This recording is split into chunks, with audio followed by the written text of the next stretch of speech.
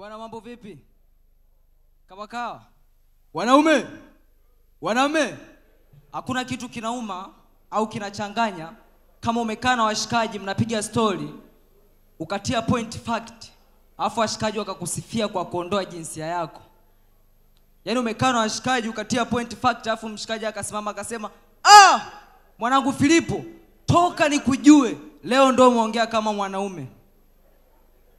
Yaani siku zingine sio mwanaume, leo ndo ameuona wanaume wako.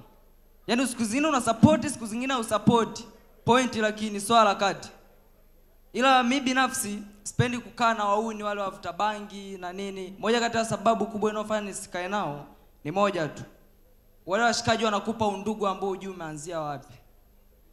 Ushakutana na ile situation wamekaa washikaji kama watatu wanne hivi. Unaenda kuwapa salamu. Kwenye salamu zao ndio unaanza kupata undugu ambao hujui. Unafuata mshikaji vizuri tu, inakuaje? Fresh tu kizazi changu. Mimi na wewe tuna kizazi toka lini? Hicho kizazi kimeanza lini? Na hamna kitu kinachanganya kama umeenda kwenye ghetto la mshikaji. Washikaji tunapenda sana kutembeleana. Umefika kwenye ghetto la mshikaji, mwana alikuwa na ratiba zingine kabisa. Alafu mshikaji akapika chakula kitamu. Shida sio chakula, shida ni maneno anayokuambia. Kapika chakula afa anakuambia, mwanangu kula mwanangu, usiku ni mrefu. Kula. Shida sio chakula. Shida analeta wingi ambao hujui na dunia imechafuka. Mwanangu kula, maana tunaweza tukaamka tukachoka, kuna nini kitakachoendelea? Kwa nini tuchoke? Na sijui kwa nini ila yake inatokea sana, hasa mtu akiwa amepokea message ya pesa kwa Kiingereza. Maneno yote anasoma vizuri kabisa kwa Kiingereza, ila changamoto ni kwenye namba za pesa pamoja na tarehe. Lazima tuzisome kwa Kiswahili. Sijui gani kwa nini. Umekaa na stress yako hivi, kama message imeingia dear customer have received 15,600. Yaani lazima sijui gani kwa nini.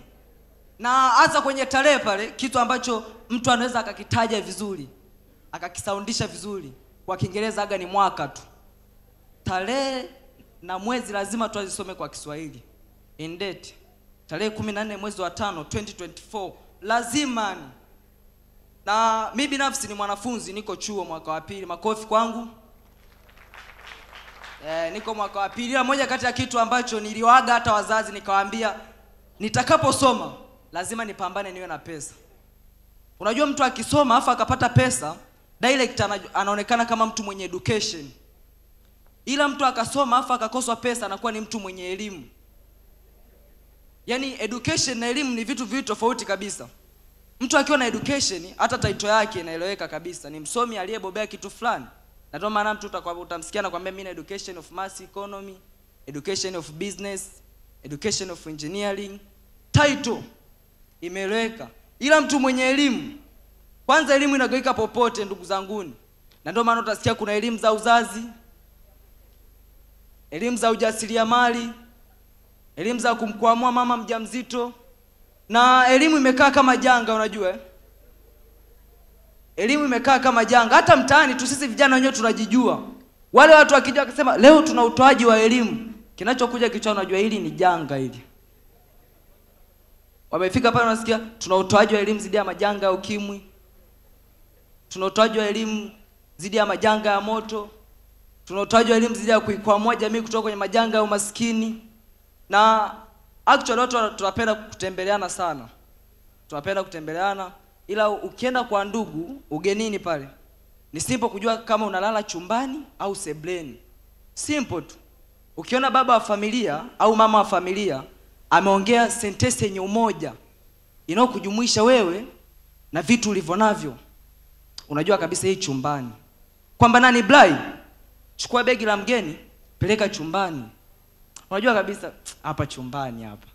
Ila ukiona baba wa familia au mama wa familia ameongea sentence yenye wingi inayokujumuisha wewe na familia wa pale na vitu vyako ulivyonavyo, alafu anakupa na kawenyeji kidogo, unajua hii sebleni. Kwamba nani Blai, chukueni begi la mwenzenu pelekeni chumbani kwenu kule. Begi la mwenzenu sio mgeni, mwenzenu. Yaani sio mgeni, ni mwenzenu. Ila majina kikawaida jina la mtu natakiwa liendane na wasifu au kazi anayoifanya. Hiyo ilikuwa zamani. Mtu anaitwa Tabu, kweli anataabika kabisa. Mtu anaitwa Mashaka, kweli maisha yake yanayumba yumba.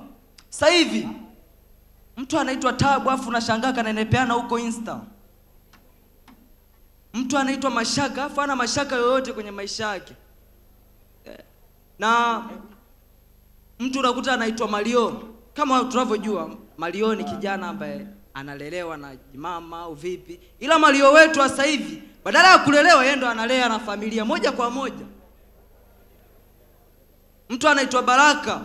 Baraka kabisa jina linalileti. Baraka ni unakuta ni zamani yani mtu akiitwa Baraka ni kwanza mzazi akimuita mtoto wake Baraka anajua kabisa huyo mtoto wangu atafanikiwa, kuna baraka anapata. Ila Baraka wetu sasa hivi kwenye game la muziki yupo sijui yuko wapi sasa hivi anateseka sana. Thank you ladies and gentlemen, I'm Elvis Philip Talent.